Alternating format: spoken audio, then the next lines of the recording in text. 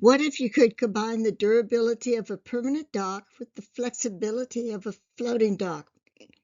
It sounds impossible, but that's exactly why more lakefront property owners are turning to hybrid dock systems.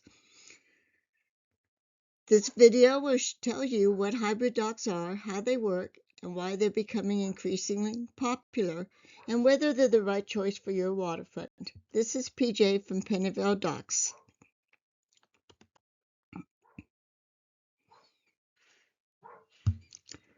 This is a infographic,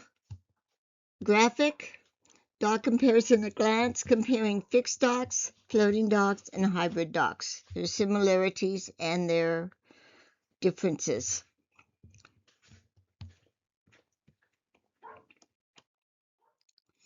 So what is a hybrid dock? Most lake docks fall into one of two categories, permanent docks or floating docks.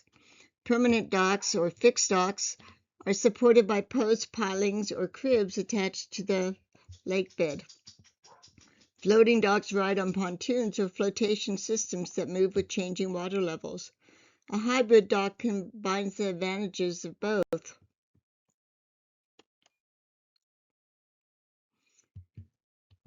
So this shows why hybrid docks are so good.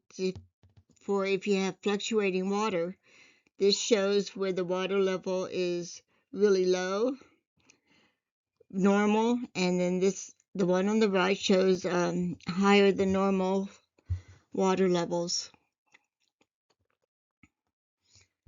So lakefront conditions are changing.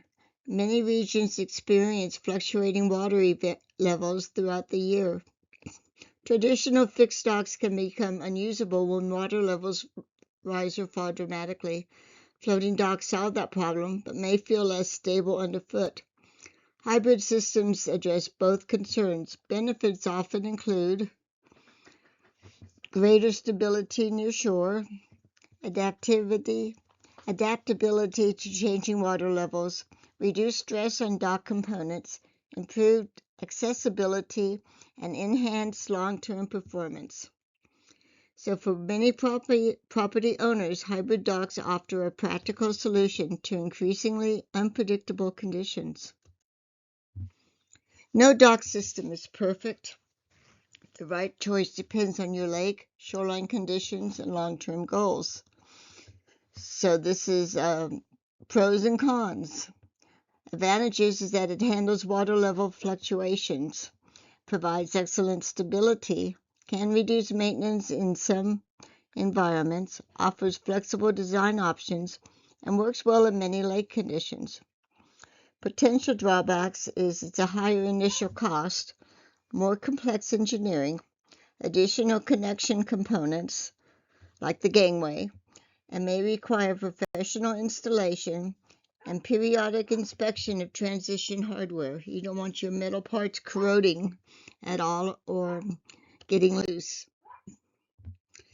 A hybrid dock may be ideal if your lake experiences seasonal water level changes, you want a stable shoreline connection, you frequently use boats, lifts, or watercraft, or you are planning a long-term waterfront investment. Factors such as, however, every shoreline is different. Factors such as depth, water action, ice conditions, bottom composition, and local regulations should all be considered before selecting a dock system. The best dock isn't necessarily the most expensive. It's the one engineered specifically for your property's condition. Another use for this is the floating dock is a good swimming dock, swimming off of it and climbing back on. So if you learned anything from this video, please select like, subscribe, and make a comment. Tell me if you think that's a good idea. You can get a free dock inspection checklist from our website.